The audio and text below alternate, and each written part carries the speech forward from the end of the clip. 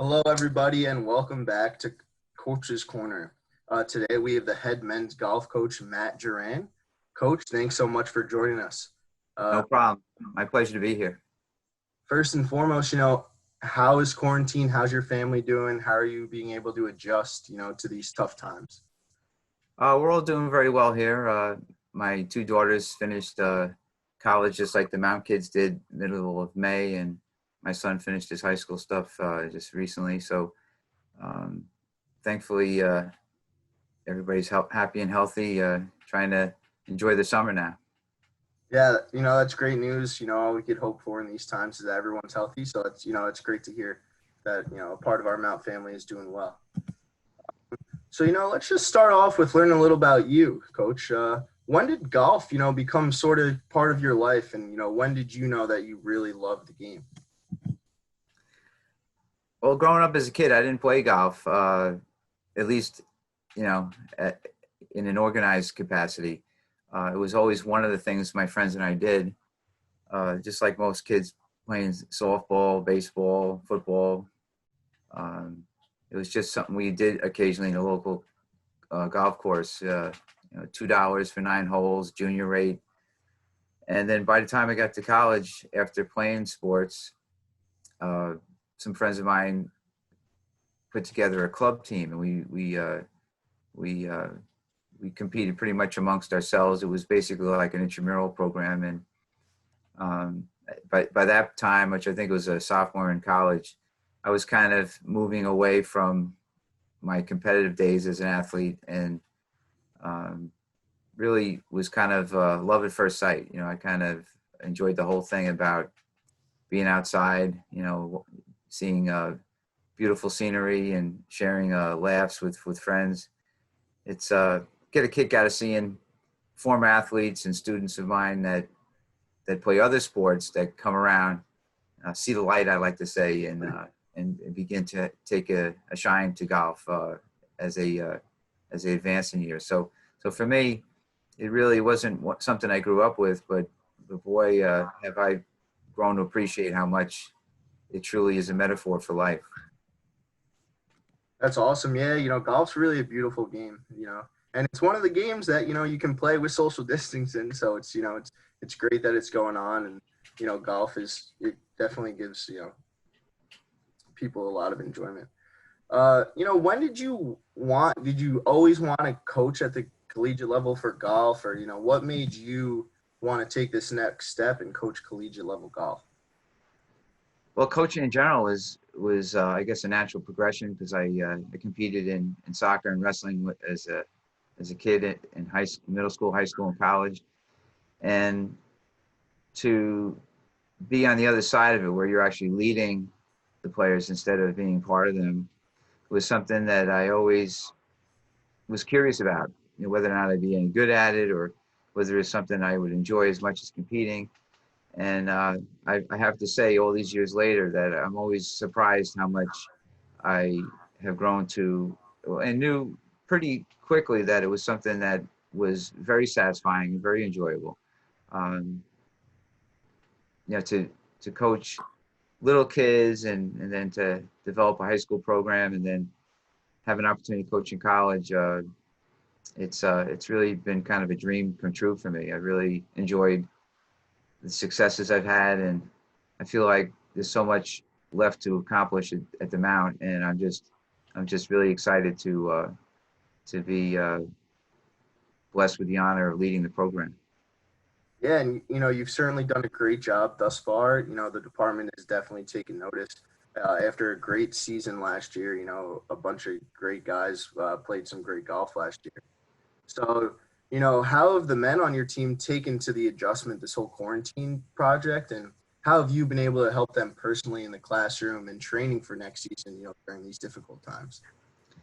Well, I'm an educator by trade, so for me, it's pretty easy to stay on the athletes to make sure they maintain their grades. But I have to say, my own kids included. I mean, technically, you're still a student, right, Dan? Yeah, I'm finishing up my master's now. Yeah. Yeah. So you're part of this generation that, and I don't use these words lightly, but I really feel like you're part of a generation, as well as my kids and my student athletes. Um, Part of the generation will come to know sooner or later as the second greatest generation. You know, you guys have had to deal with adversity that I've never had to deal with. Um, to be the player, to be the student going to class, to be the person that has to be the person responsible for doing your work, and with minimal supervision and guidance, it's really been inspiring to me as a coach, to be honest with you. I've been fortunate, you know, all the players I had back for spring season, we were just getting ready to start our first spring season. It would have been our very first, and we were all very excited about it. As a matter of fact, we were in the simulator literally the day before we got the word that everything was squashed.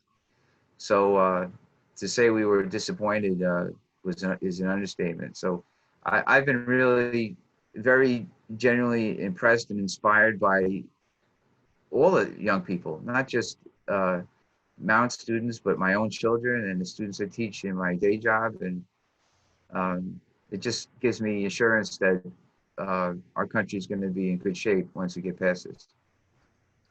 Yeah, so I was actually just going to mention that, you know, you guys didn't really get any time this spring together, as you mentioned. Obviously, you were looking forward to a great spring after a fantastic fall season. You know, you saw some freshmen put up some great numbers with Sam Thomas and Billy Brumbaugh. You know, they had great seasons. So, you know, we're looking as a department, we're certainly looking forward to next year. You know, when you guys get to compete in the Skyline Championships and things like that. So how have you been preparing? I know golf courses are open everywhere. So have you been telling your guys, you know, go out and get their 18 holes in, or have you sent them a plan, or how are they preparing, you know, if all goes well, that they'll be playing in the fall in 2020? Yeah, we have a group chat that we communicate on, and whenever I get relevant emails, a lot of them from the Mount, you know, it could be something about tutoring or updates with regard to COVID precautions. I'm usually pushing those out to my players. But in the summertime, and this has always been the case, is that you have to compete. You know, you have to be in playing situations. You have to find competitions, and you know, for the two Florida guys you mentioned, Billy and Sam, it's a lot easier because you know, the Hurricane Tour has a collegiate division, and they have several events down there. For my players elsewhere, it's a little bit more of a challenge, but sometimes it's just a matter. Sometimes it could just be a men's league locally that you show up for. But skill wise, you know, they're all pretty solid. Some of them are, you know, in the throes of equipment changes, and that takes time. It's really best done after the season. But the main thing is just being competition ready. And so whenever I see of an event, I try to send them the registration material. Occasionally just check in with them, see how everything's going. And yeah, the guys I have right now, I'm not too concerned with. We still have mountains of work to do, and you know, my main concern is just building my roster because COVID has really sacked us coaches with regard to recruiting. It's been definitely the biggest challenge of my coaching career to deal with. But I'd say probably about 6 signings that I was pretty certain were ready to commit that couldn't really pull the trigger because they just couldn't see the campus, you know, and that's disappointing. But I did sign a good player from the Boston area, and I know he'll step right in the fall right away and help us out. And fortunately with golf, unlike lacrosse, your old sport, Yeah. you don't need 40 people to compete for a championship. You really only need 4 solid players, and Billy and Sam are really they're keepers. They're great players, and I know Matt coming in is gonna be right with them, and TJ and Pat we have coming back are right there too. So it's just a matter of having a roster, at least 10 players, and I feel I could have had that this year, but you know, I just have to. We're going to have to soldier on this year, and then hopefully have the numbers I want to have by next fall. Yeah, certainly the COVID complications, it's hard on all the coaches. It's great that, you still have confidence in the guy you got bringing in. And, you did have a bunch of great golfers last year. We talked about Sam, we talked about Billy, TJ, Riley Pippin, Casper, Pat Alardi. So, a bunch of great guys on your team. So are your expectations for the returners high this coming year? And then, where do you see your freshman being at? Is he going to compete right with them? Is he going to come in and, be, another Sam who just won male athlete of the year? I mean, that is such a great accomplishment for a freshman. And, so what are your expectations for your returners this coming year? Well, that's always been an easy one for me. My expectations are always very high. I think with a small roster, I've had to adjust that some, and which has been a challenge to me personally. Um, but like you said, Sam comes from an area in Palm Beach where his former high school competed against Brooks Cape's former high school. So I mean that's a golf rich area. So he doesn't really need to be told too much to do. And Billy, same thing. I mean, the guys from Florida, they're just naturally at an advantage. And so yeah, the expectation's always high. I try to temper that by the schedule we play, and so far we're still playing, middle of the road talent teams, and Matt McHugh coming in, good example, a great player from the New England area. Each year we go about this, players see what we're doing, they want to be a part of it.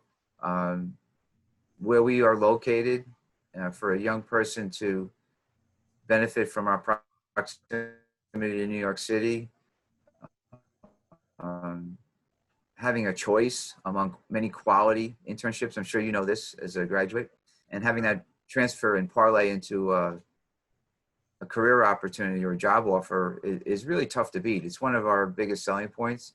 So when we have good players coming in and a guy like Matt McHugh, like I said, seeing what we're doing here and wanting to be a part of it, it's my hope that before long we'll have a flood of players wanting to be here. And I don't mind saying this, in interview session, that our home golf course is superior. We have one of the finest tracks of any conference in the area, and we're very proud of it. And the head pro there treats us very well. And I just feel very fortunate to have a lot of pieces kind of falling together.